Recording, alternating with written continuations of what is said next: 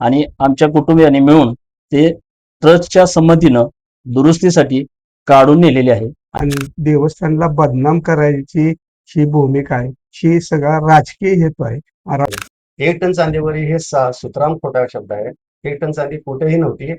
आता एकही वस्तू बिननोंदीची ठेवणार नाही इथून. आम्हाला 300 किलो चांदी गोळा करायला 8 ते 9 वर्षे लागली. मग हे 1000 किलो गोळा करायला किती वर्षे लागतील तुम्हीच बघा.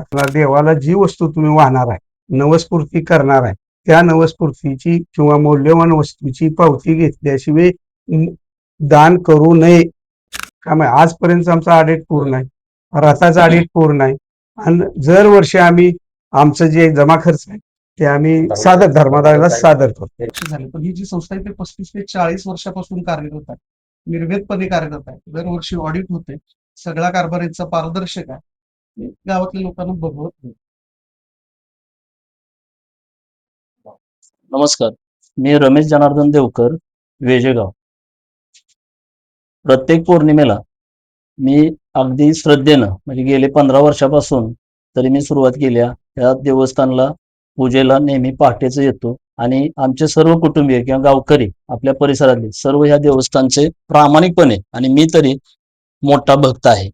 तर सांगायचा विषय आता जसं चेअरमन साहेबांनी सांगितलं त्या पद्धतीनं की आपल्या गाभाऱ्यातील सिद्धनाथ मंदिराच्या गाभाऱ्यातील समोरचे जे 2 खांब आहेत ते पूर्वी अष्टकोनी जे खांब आहेत ते पूर्वी आमच्या पूर्वजांनी पितळेचे बनवलेले होते, त्याच्यावर पितळेचा पत्रा चढवून केलेली होती तयारी. तेच नंतर आम्हाला ट्रस्ट मार्फत विचारलं गेलं काही वर्षापूर्वी की बाबा ह्याची काय तुम्ही दुरुस्ती किंवा काय पुनरावृत्ती करणार आहे का. तर त्यावेळेला आमचे चुलते श्रीयुत कैलासवासी दत्तात्रय शंकर देवकर यांनी त्याला मान्यता दिली आणि त्या 2 खांबावरती चांदीचा पत्रा चढवून नक्षीकाम करून ते पूर्ण केले. आणि काही दिवसापूर्वी किंवा 1 वर्षापूर्वी ते नादुरुस्त झाले किंवा त्याचे पत्रे निघतायत किंवा ते लोकांना बघताना लागते असे माहिती मिळाल्यावरती ते आम्ही इथे भेट देऊन ते पाहणी केली आणि आमचे चुलत भाऊ आणि आमच्या कुटुंबियांनी मिळून ते ट्रस्टच्या संमतीनं दुरुस्तीसाठी काढून नेलेले आहे आणि त्याचं काम सुरू आहे. आणि ते काम पूर्ण झालं की काही दिवस लागतील, समजा 20 दिवस लागतील किंवा 25. काम पूर्ण झालं की जसं ते स्ट्रक्चर होतं त्या दोन्ही खांबावरती त्या पद्धतीनं पूर्ववत बसवणार आहोत. धन्यवाद. आजच्या पत्रकार परिषदेचं काय बातम्या भरपूर आल्या, खोट्या आल्या पेपरला, तुमच्या मीडियाला. त्यामुळं वस्तुस्थिती समजावी खरी म्हणून ही आजची प्रेस कॉन्फरन्स घ्यायची आहे. आणि बातम्या खोट्या जास्त ऐकल्या आणि देवस्थानला बदनाम करायची ही भूमिका आहे, ही सगळा राजकीय हेतू आहे. राजकीय हेतूतून हे म्हणजे कट कारस्थान रचलेलं आहे. आणि ह्या कुठल्याही भाविकांनी या बातमीला बळी पडू नये आणि या देवस्थानमध्ये कुठल्याही प्रकारचा भ्रष्टाचार किंवा चांदी गायब होणं असे प्रकार झालेले नाही. आटपाडी तालुक्याच्या आरपीआयचे नेते राजेंद्र खरात त्यांनी सुद्धा धर्मदाय आयुक्ताकडे रथाच्या दृष्टिकोनातून एक तक्रार काल दाखल केलेली आहे की रथावर असणारी चांदी सुद्धा गायब झाली आहे असा एक आरोप त्यांनी काल केलेला आहे. त्याबाबत असं सांगू शकतो, धर्मादायकडे गेलेली त्याची नोटीस आम्हाला आली आहे. त्याच्या नोटीसचं उत्तर आम्ही व्यवस्थित म्हणजे जो काय खुलासा होईल तो खुलासा आम्ही तुम्हाला सपोर्ट करू. पीटीआर तो रथ आहे 320 किलोचा रथ आहे. पीटीआरला नोंद आहे, त्याचा ऑडिट करून दिलेलं आहे आणि रथ कमिटी वेगळी आहे. त्या रथ कमिटीने तयार करून देवस्थानला सपोर्ट केलेला. जेव्हा ते काम सुरू झालं रथाचं तेव्हा ती स्वतंत्र कमिटी नेमली होती. जेव्हा एखादं काम मोठ्या स्वरूपात असतं ज्याची कॉस्टिंग जास्त आहे अशा कामाला आम्हाला देवस्थानानुसार परवानगी नाही करायची, त्याला एक स्वतंत्र कमिटी नेमावं लागते असं धर्माचे नियम आहेत. कमिटी नेमली, त्यात वेजेगावचे पण चेअरमन होते बरोबर. आता हे काय नाव त्यांचं लक्ष म्हणतात ते त्याचे चेअरमन होते आणि काही भाविक पण त्यामध्ये होते. अशा कमिटीने ते स्वतंत्र काम केलं. एकूण संकलन झालेली चांदी, खर्च झालेली चांदी, मजुरी, राहिलेला हिशोब सगळा ताळेबंद देवस्थानकडे वर सुपूर्द करून तो परत पीटीआरला नोंद झालेला. 1 टन चांदीवरी हे सुतराम खोटा शब्द आहे. 1 टन चांदी कुठेही नव्हती, कशातही नव्हती. आणि चांदीचं काम झाल्यानंतर, रथाचं काम झाल्यानंतर त्यासाठी कुणी 1 ग्राम चांदी देखील संकलन केलेली नाही. तसे कोणाकडे पुरावा असेल तर आमच्याकडे द्यावं तुम्ही. पूर्वा बाबत जर म्हटला तर अष्टकोनी खांबावर चांदीची घेऊन गेलेली होती. हम्म. ती चांदी घेऊन जाताना पंचासमक्ष तुमचा काय ठराव झालेला होता का? होय. ती कागदपत्र बाहेर कशी आहे? नाही, त्यांनी ते त्यांनी हा. भाविकाकडे घेतले ना भाविकाकडून त्याकडून घेतले भाविक. आणि त्याचं काय रीतसर आम्ही ठराव करून ठराव हे करून करून घेतलेला आहे, त्यांचे चांदी चांदी काढायचा ठराव काढायचा झालेला ठराव आपला. झाला. त्यांचं म्हणणं असं होतं की जे पत्र संमतीपत्र दिलेलं आहे त्याच्यावर चेअरमनची व्हाईस चेअरमनची किंवा विश्वस्तांची सही नाहीये. सचिवाची सचिवाची सचिव सही सही आहे आहे त्याच्यामध्ये. आणि 2 साक्षीदार आहेत साक्षीदार एक पुजारी प्रतिनिधी म्हणून एक आणि साक्षीदार आहे आणि एक साक्षीदार. आणि एक त्यांचे पुजारी आहेत त्यांचे एक साक्ष आहे त्याच्यामध्ये. असं आहे. आता रात्री अपराधी एवढं सगळ्या लोकांचे एकत्र मिळून करू शकत नव्हतं. त्यावेळी जे उपलब्ध होते त्यांच्या सह्या त्यावेळेला घेतलेल्या होत्या. असं आहे. आणि ते चांदी त्या भाविकाकडे आहे त्यांना त्यांनी कबुली केलेलं आहे ते कामही सुरू आहे. दुसरा एक असा आरोप होता की ह्या गोष्टी नेत असताना रात्रीच्या का नेल्या, दिवसा तुम्हाला घेऊन जायला परवानगी म्हणजे कोणी अडवणूक केली? दिवसा भाविकाची वर्दळ असते ना.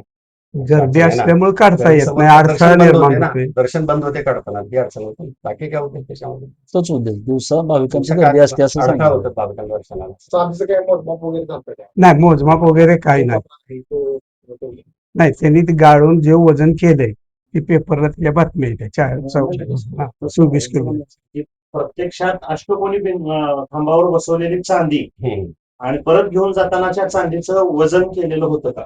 नाही ती लाकडावर मारलेली होती, वजन गावत नव्हतं. फिटिंग केलेली चांगली Fitting वजन केलेली करता येते. चांगली. भाविकांच्या म्हणण्यानुसार ते वजन आम्ही ठरवतो असं.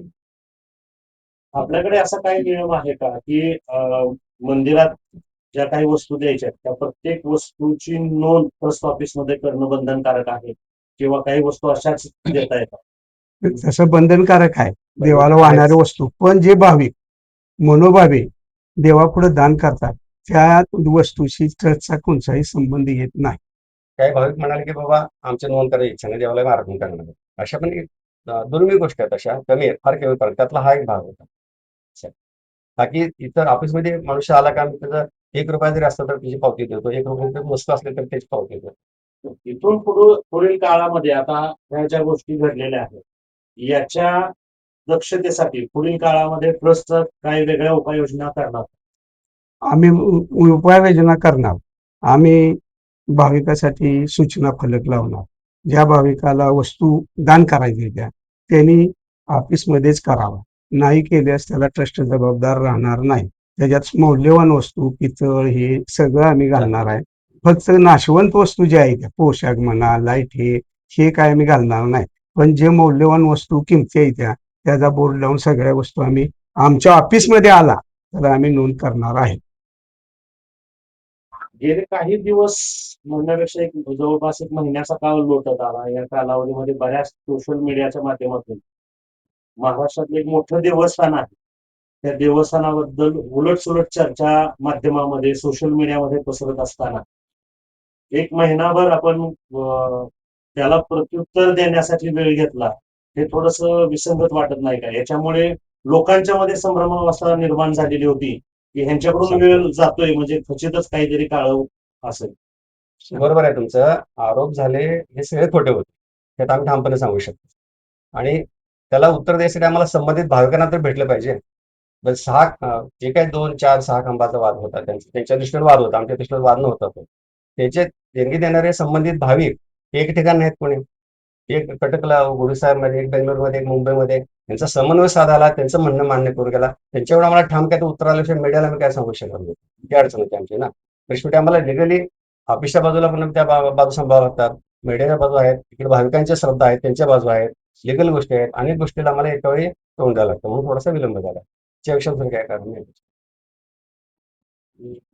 आता एक मुद्दा असा आहे की जे मंदिरामध्ये दान केलेली प्रॉपर्टी ती आमच्याकडे जाऊन नाही. तर ते समजा उद्या कोणी काहीतरी आणून ठेवलं तर ते जर समजा जर धोकादायक असलं तर त्याकडून लक्ष देणार नाही. आपल्याला निष्काळजीपणा वाटत नाही. नाही तसं काय नाही. हिचं धोकादायक वस्तू आणायला कोणी भाविक आणत नाही. दुसरी गोष्ट जे काय बाबा हाय आता ते गुप्तदान द्यायचं सगळं आम्ही रजिस्टर बनवून ती रजिस्टरला नोंद करणार आहे. आता एकही वस्तू बिननोंदीची ठेवणार नाही इथून. जे पण आपलं जे हे चाललंय विवाद चाललाय तो जास्त आहे की लोकांनी आमच्यावर तुमच्याकडे त्यांची नोंदच नाही. नाही ते गुप्तदान दिले त्या भाविकांनी भाविकाच्या इच्छेनुसार माझं काय नाव इच्छेनुसार त्याची इच्छा नाही असं म्हणाले तर आम्हाला त्यावेळेला बोलता येईल पण आता ते दुरुस्त करून आता आम्ही नोंदी करून घेणार कारण आपल्याला लिगल अडचणी थोड्याशा येतात ते आता समजलं आपल्याला हा केवळ एकाच केसमध्ये असं झालंय इतर कुठल्याही वस्तूचा कुठं घोळ नाही आपल्याला. आणि आजपर्यंत परंपरा आहे मोडली आणि वस्तू आणि तक्रारी नव्हती त्यांनी चांदी घालून भाविकांनी किती वर्ष झाली त्यावेळेला कोणाची तक्रारी नव्हती जेव्हा तक्रारी खोट्या बातम्यातून गेल्या त्याच वेळी तो प्रश्न आम्हाला उद्भवला तर त्याच्या दुरुस्त आम्ही काय असेल करेक्टिव्ह मेजर्स आम्ही घेणार आहे पुढे.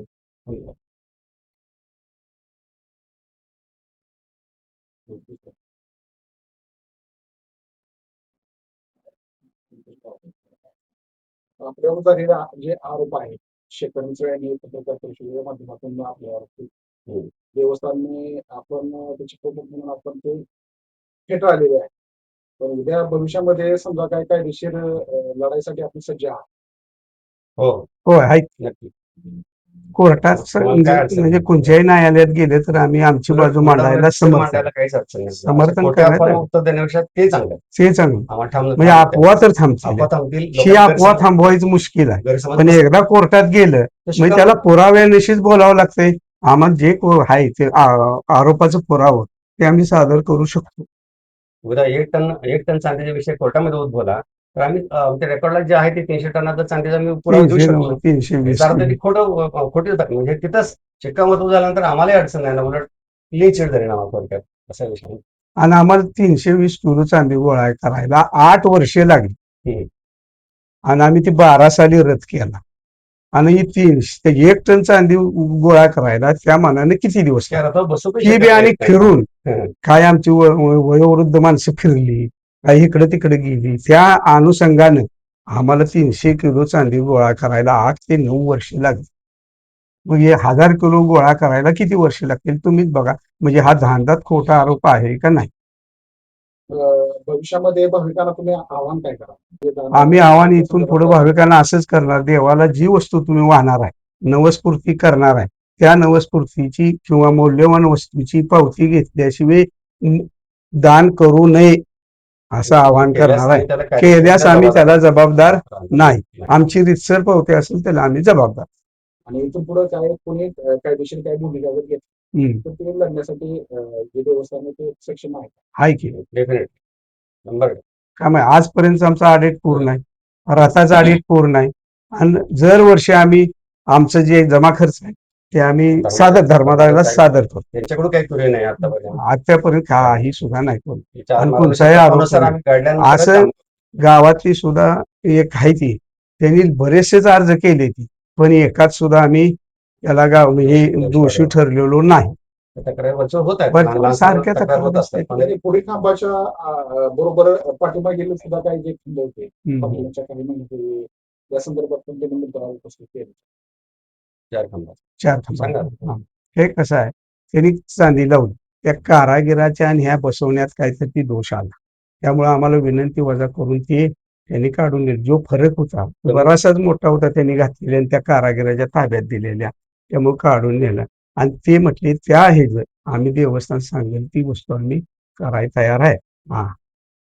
नव्यानं बनवायची इच्छा कारागिरांना फसवणूक केल्यामध्ये आम्ही काम थांबवलं थांबवलं हे असं ग्रुपचंच काम आहे त्या चौघांचं चौघांचं. त्याचे देखो तुम्ही त्यावरती अर्पण करतो त्यावरती केली हरकत नाही केलं तर हरकत नाही नाही केलं तर हरकत नाही. आमची काय त्यावर झालेले आरोप जे आहेत ते दांतांत खोटे आहेत यावर आपण आता थांबा.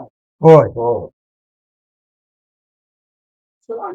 आणि एवढी मोठी बदनामी देवस्थानची केली त्याच्यात कोणत्याही प्रकारचं तथ्य किंवा त्यांच्याकडे त्याचा हेतू काय असावा असं वाटतं आपल्याला? ते राजकीय हेतूतनं झालं. छोटं नाव सांगा. हा नमस्कार मी डॉक्टर राहुल चौकार माझे आजोबा आबांच्या पूर्वी विश्वस्त होते चेअरमन आणि आता तेच हे जे सगळं हे चाललंय वितंडवाद जो चाललेला आहे त्याचा एकच कारण आहे की ही जी संस्था आहे आपली ग्रामपंचायत सुद्धा 5-5 वर्षाला बदलती बॉडी पक्ष येतात जातात आता तुम्ही बघितले नवीन पक्ष झाले पण ही जी संस्था आहे ती 35 ते 40 वर्षापासून कार्यरत आहे निर्वेदपणे कार्यरत आहे दरवर्षी ऑडिट होते सगळा कारभार यांचा पारदर्शक आहे गावातल्या लोकांना बघवत नाही एवढी जुनी संस्था कुठलीही आतापर्यंत निर्वेदपणे चालू नाही आणि फक्त राजकीय आकसापोटी हे चाललेलं आहे बाकी काहीच त्याच्यात तथ्यच नाही आणि हे आरोप करणारेच माणसांचं असं म्हणणं आहे की हा मुद्दा मिटलाच नाही पाहिजे असं त्या लोकांनी येऊन अशाही बातम्या पसरवल्या आहेत की असं पसरवलेलं.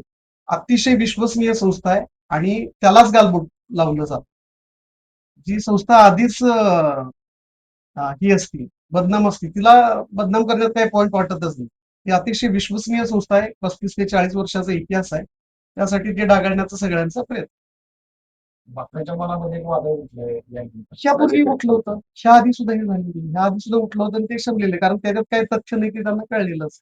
एवढा फक्त विषय जरा मोठा मिळालाय एवढाच मुद्दा. राजकारणाचा विषय मिळाल्यामुळे तथ्य नाही. पण आव्हान काय? सर्व भाविकांना बघताना मी असं सांगू इच्छितो, आवाहन करू इच्छितो की इथं कुठल्याही प्रकारचा घोटाळा झालेला नाही. इथून पुढं मागं ज्याप्रमाणे तुमचं देवस्थानवर प्रेम होतं त्याप्रमाणे अखंडित राहू. जे फक्त दान करणारी फक्त मंडळी आहे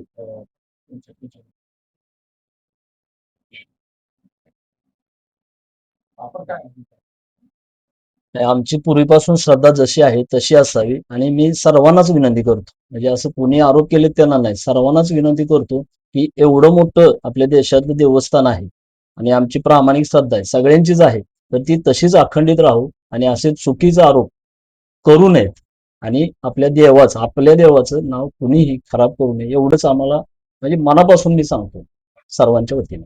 धन्यवाद. नमस्कार.